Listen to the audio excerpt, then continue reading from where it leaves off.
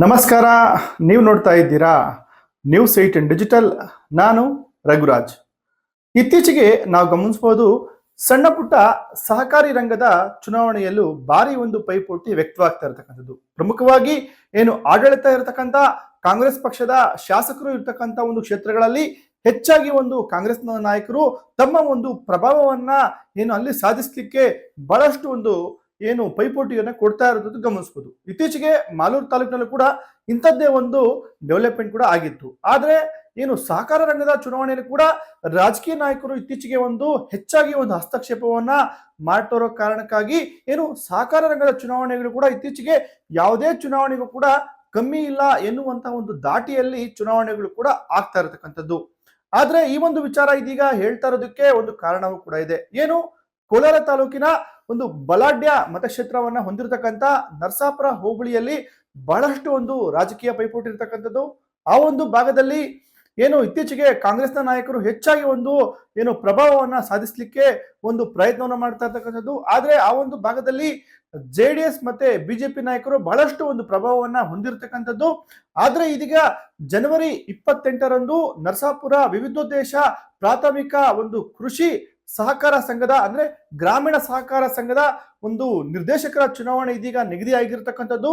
ಏನು ಈ ಒಂದು ಚುನಾವಣೆಯ ಸಂಬಂಧ ಇದೀಗ ಬಹಳಷ್ಟು ಅಕ್ರಮಗಳಾಗ್ತಾ ಇದೆ, ಮತ್ತೆ ಹೆಚ್ಚುವರಿ ಮತದಾರರನ್ನ ಸೇರ್ಪಡೆ ಮಾಡಲಾಗ್ತದೆ. ಅದು ಕೂಡ ಏನು ಸಹಕಾರ ಸಂಘಗಳ ಒಂದು ಕಾನೂನಿಗೆ ವಿರುದ್ಧವಾಗಿ ಮತದಾರರನ್ನ ಹೆಚ್ಚಾಗಿ ಸೇರಿಸಲಾಗಿದೆ, ಅಂದ್ರೆ ಷೇರುದಾರರನ್ನ ಹೆಚ್ಚಾಗಿ ಸೇರಿಸಲಾಗಿದೆ ಅಂತಕ್ಕಂಥ ಒಂದು ಆರೋಪವನ್ನ ಇದೀಗ ಬಿಜೆಪಿ ಮತ್ತು JDS ನಾಯಕರು ಮಾಡ್ತಾ ಇರ್ತಕ್ಕಂಥದ್ದು. ಏನು ನಾಳೆಯಿಂದ ಒಂದು ನಾಮಪತ್ರ ಸಲ್ಲಿಕೆ ಪ್ರಕ್ರಿಯೆ ಕೂಡ ಆರಂಭ ಆಗಬೇಕಾಗಿದೆ. ಆದ್ರೆ ಇದೇ ನಿಟ್ಟಿನಲ್ಲಿ ಇದೀಗ JDS ನ ನಾಯಕರು ಮತ್ತೆ ಬಿಜೆಪಿ ನಾಯಕರು ಹೆಚ್ಚುವರಿ ಷೇರುದಾರರನ್ನ ಕಾಂಗ್ರೆಸ್ನ ಪ್ರಭಾವಿ ನಾಯಕರು ಈ ರೀತಿಯಾಗಿ ಒಂದು ಸೇರಿಸಿಕೊಳ್ಳುವ ಮೂಲಕ ತಮ್ಮ ಒಂದು ಗೆಲುವನ್ನ ಸಾಧಿಸಲಿಕ್ಕೆ ಇದೀಗ ಮುಂದಾಗಿದ್ದಾರೆ ಅಂತಕ್ಕಂಥ ಒಂದು ಆಕ್ರೋಶವನ್ನ ಹೊರಹಾಕಿರ್ತಕ್ಕಂಥದ್ದು. ಇವತ್ತು ಮಾಜಿ ಸಚಿವ ವರ್ತೂರ್ ಪ್ರಕಾಶ್ ಅವರು ಜೊತೆಗೆ ಬಿಜೆಪಿಯ ಜಿಲ್ಲಾಧ್ಯಕ್ಷರು ಆಗಿರ್ತಕ್ಕಂಥ ವಂಶಿತಿ ಚಲಪತಿ ಅವರು ಹಾಗೂ JDS ನ ನಾಯಕಿ ಆಗಿರ್ತಕ್ಕಂಥ ಏನು ರಾಜೇಶ್ವರಿ ಅವರ ನೇತೃತ್ವದಲ್ಲಿ ಇವತ್ತು ಏನು ನರಸಾಪುರ ವಿವಿಧೋದ್ದೇಶ ಏನು ಪ್ರಾಥಮಿಕ ಕೃಷಿ ಗ್ರಾಮೀಣ ಸಹಕಾರ ಸಂಘ ಒಂದು ಕಚೇರಿ ಎದುರು ಒಂದು ಪ್ರತಿಭಟನೆಯನ್ನ ಮಾಡಿದ್ರು. ಏನು ಈ ಒಂದು ಚುನಾವಣಾ ವ್ಯಾಪ್ತಿಗೆ ಬರ್ತಕ್ಕಂತ ಸುಮಾರು 3020 ಮತದಾರರ ಪೈಕಿ ಇದೀಗ 2700 ಷೇರುದಾರರಿಗೆ ಇದೀಗ ಮತದಾನದ ಒಂದು ಹಕ್ಕನ್ನ ಕೊಟ್ಟಿರ್ತಕ್ಕಂಥದ್ದು. ಇದು ಒಂದು ಕಾನೂನು ಬಾಹಿರವಾಗಿ ಈ ರೀತಿಯಾಗಿ ಒಂದು ಮತದಾನದ ಹಕ್ಕನ್ನ ಕೊಟ್ಟಿದ್ದಾರೆ ಅಂತಕ್ಕಂಥ ಒಂದು ಆರೋಪವನ್ನು ಇದೀಗ JDS ನಾಯಕಿ ರಾಜೇಶ್ವರಿ ಅವರು ಮಾಡ್ತಾ ಇರ್ತಕ್ಕಂಥದ್ದು. ಈ ಒಂದು ವಾರಗಳಿಂದ ಒಂದು ಮತಪಟ್ಟಿ ಬಿಡುಗಡೆ ಆಗತ್ತೆ ಸಾಲಗಾರರ ಕ್ಷೇತ್ರದಿಂದ. ಸಾಲಗಾರರ ಕ್ಷೇತ್ರದಿಂದ 1060 ಓಟು ಇದೆ.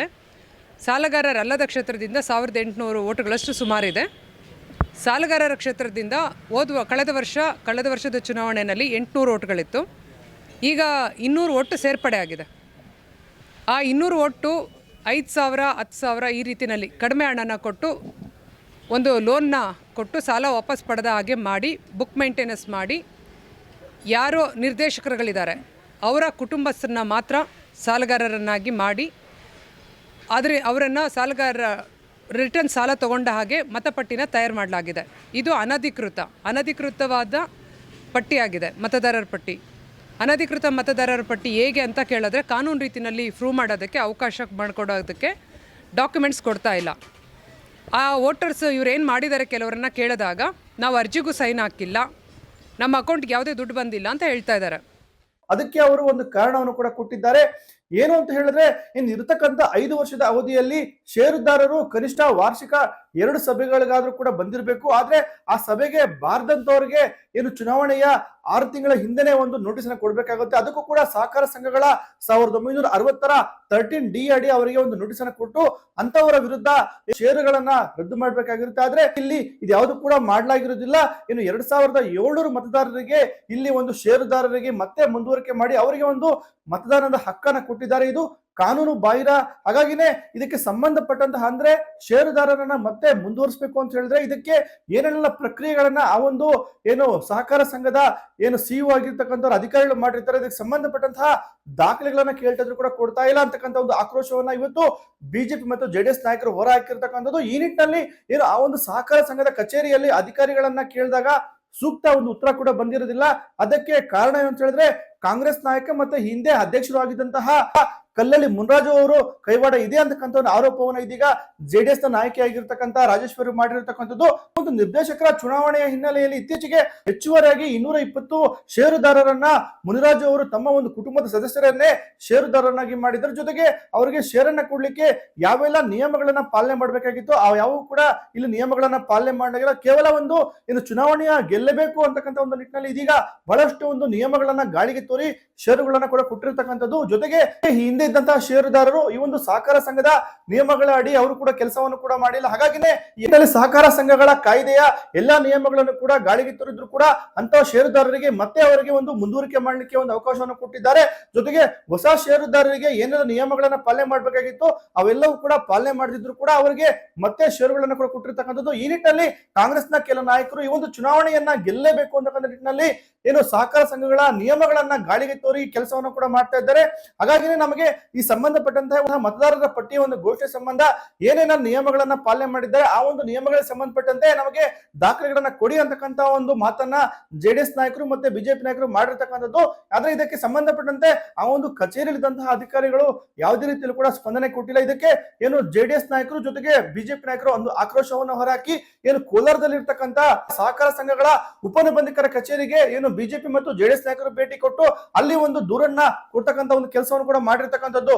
ಇನ್ನು ಇದೇ ವೇಳೆ ಮಾತನಾಡಿರ್ತಕ್ಕಂಥ ಜೆಡಿಎಸ್ ನಾಯಕಿ ರಾಜೇಶ್ವರಿ ಅವರು ಏನು ಕಾಂಗ್ರೆಸ್ ನಾಯಕ ಮುನಿರಾಜು ಅವರ ವಿರುದ್ಧ ಬಹಳಷ್ಟು ಒಂದು ಆಕ್ರೋಶವನ್ನು ಹೊರಹಾಕಿದ್ದಾರೆ.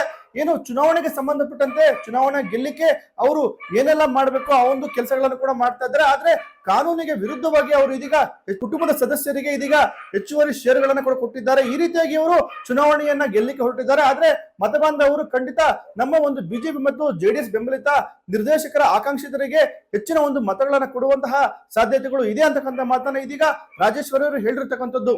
ಒಟ್ಟಾರೆಯಾಗಿ ಕೋಲಾರ ತಾಲೂಕಿನ ನರಸಾಪುರ ವಿವಿಧೋದ್ದೇಶ ಪ್ರಾಥಮಿಕ ಕೃಷಿ ಗ್ರಾಮೀಣ ಸಹಕಾರ ಸಂಘದ ಚುನಾವಣೆ ಇದೀಗ ನಿಗದಿಯಾಗಿರ್ತಕ್ಕಂಥದ್ದು.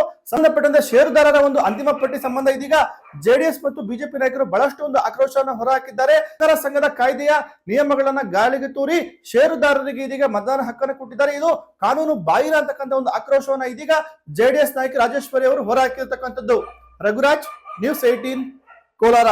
ನಿರ್ಭೀತ, ನಿಷ್ಪಕ್ಷಪಾತ, ವಿಶ್ವಾಸಾರ್ಹ ಸುದ್ದಿಗಳಿಗೆ ಮತ್ತೊಂದು ಹೆಸರಾಗಿರೋ ನ್ಯೂಸ್ 18 ಕನ್ನಡ ಈಗ ಆಪ್ನಲ್ಲೂ ಲಭ್ಯ ಇದೆ. ದಯವಿಟ್ಟು ಇಲ್ಲಿರೋ QR ಕೋಡ್ ಅನ್ನ ಸ್ಕ್ಯಾನ್ ಮಾಡಿಕೊಂಡು ಆಪ್ ಡೌನ್ಲೋಡ್ ಮಾಡೋದಕ್ಕೆ ಮರಿಬೇಡಿ. ನಿಮ್ಮ ಬೆಂಬಲ ಹೀಗೆ ಸದಾ ನಮ್ಮೊಂದಿಗಿರಲಿ. ಧನ್ಯವಾದ.